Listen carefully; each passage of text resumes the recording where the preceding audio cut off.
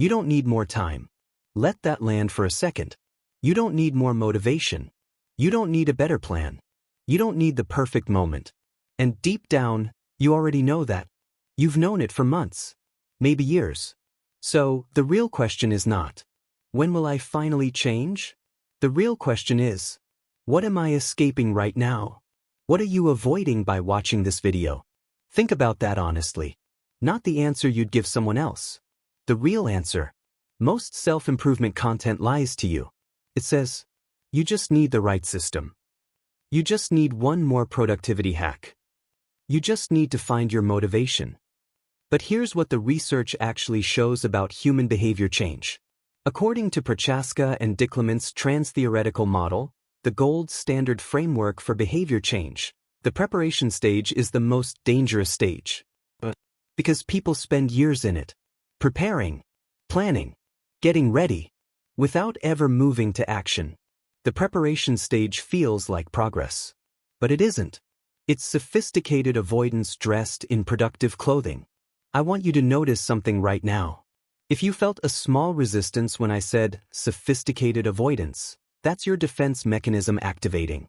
That's the part of you that wants to believe, no, my situation is different. I really do need more time. You can keep that belief. But ask yourself honestly, has more time ever solved this problem before? Has, I'll start next week, ever actually resulted in you starting next week? Or has it just resulted in another, next week? Be honest. Here's what most people believe about their own inaction.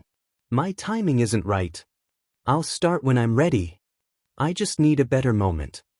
I'll fix my life next week. These sentences feel reasonable. But notice something critical about them. There is always a next version of time. Not today. Not now. Later.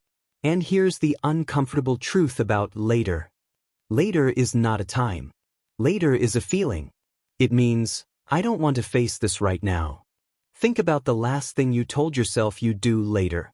Maybe it was starting a project, having a difficult conversation, making a decision you've been avoiding, changing a habit. How many times have you pushed that to later? And more importantly, what actually happens during later? You don't become more ready. You don't gain magical clarity. You don't suddenly feel motivated. You just move the goalpost. Let me show you what's actually happening beneath the surface. From a clinical perspective, this is called temporal discounting, a cognitive bias where humans consistently undervalue future rewards in favor of present comfort. But there's something deeper here. Your brain has learned that avoiding discomfort in the present moment is a survival strategy. And it's right, in the short term. Every time you delay, you get immediate relief from anxiety, temporary freedom from pressure, a brief sense of control. But here's the trap. The relief always expires. The problem never does. And each time you delay, the problem grows slightly larger, which makes it feel more overwhelming, which makes you want to delay more.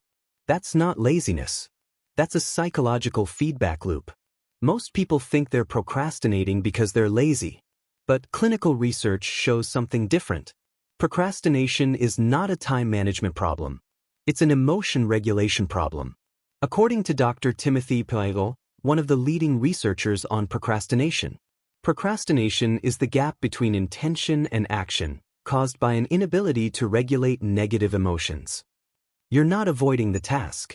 You're avoiding the feeling the task creates. The anxiety of starting, the fear of failure, the discomfort of uncertainty.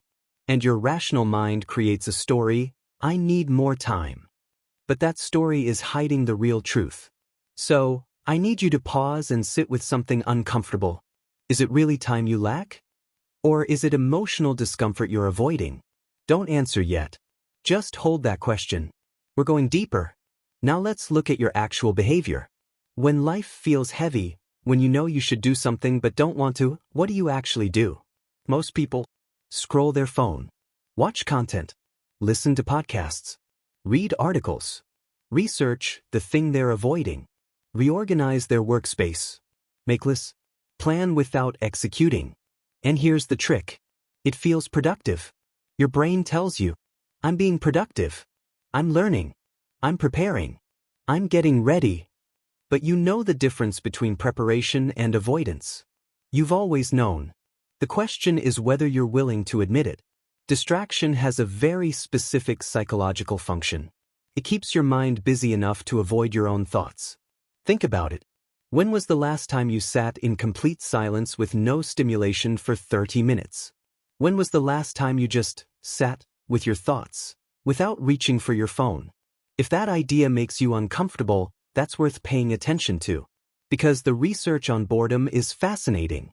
According to studies published in the Journal of Experimental Social Psychology, people would rather administer electric shocks to themselves than sit alone with their thoughts for 15 minutes.